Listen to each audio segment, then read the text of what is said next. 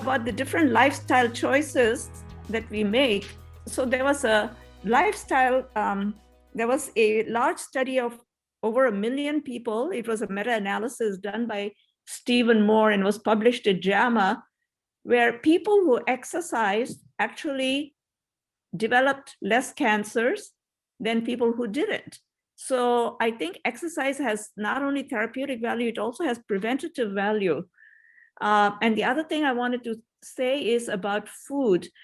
The World Health Organization has shown that if you cut down red meat intake, you can actually halve the incidence of breast and colon cancer.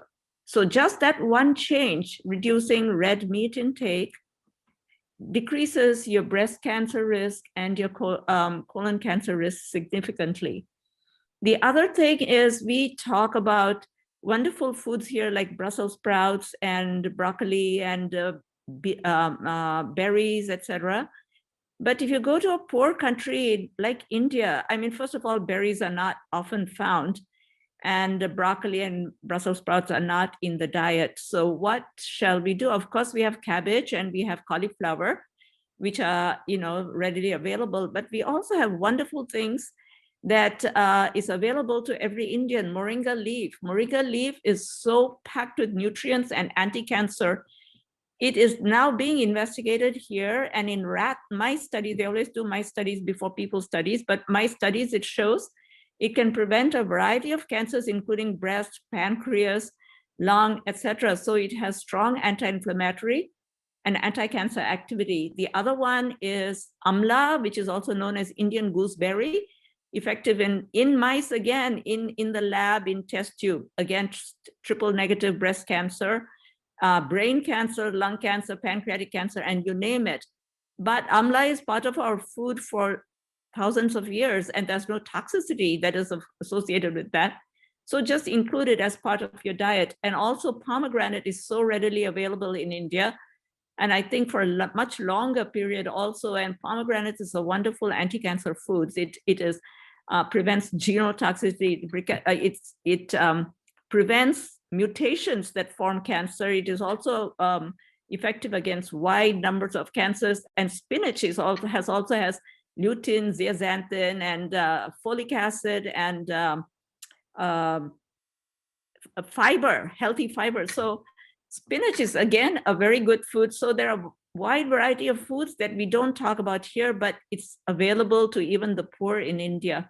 So one other thing, we talked about community support, which is crucial and has been shown in studies to prolong survival in people who have the community support. The other mechanism it acts by is actually stimulation of the vagus nerve. When people have community, when support, and when they are with friends and family, their vagus nerve is stimulated, and that really it stimulates the parasympathetic system, which is the anti-inflammatory system.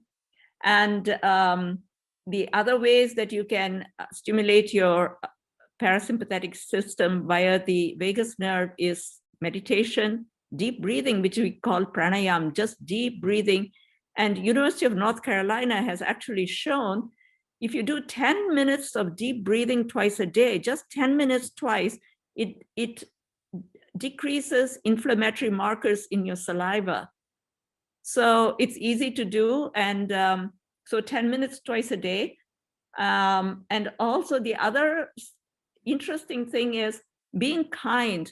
When you are kind to people, not in a vast, major way, just like simple things, or chatting up, or offering a hand with groceries, or opening the door, some kind of interaction and kindness, it shows that it dampens the inflammatory genes and improves your immune genes.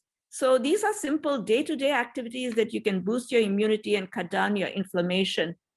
So with that, I will turn it back to Vidyangi and myself, I guess, for Q&A. So we have 3 questions here. Yeah, I think Dr. Padma, you have answered them. You have typed the answers. You can probably vocalize it for the benefit of others. And Dr. Lopa, you also have a question you want to answer in detail. So maybe Dr. Padma, you can go first, and Oh, then the two questions I answered, they're not here now. But anyway, one was, breast uh, cancer in men, how is it yeah, detected? breast cancer in men, how is it diagnosed? It's the same way as in women. I mean, if you notice, so the men have to do a kind of breast exam too, be aware of their body, and if they find a lump, then they have to talk about it, bring it to the attention of the doctor, know that breast cancer is a real thing.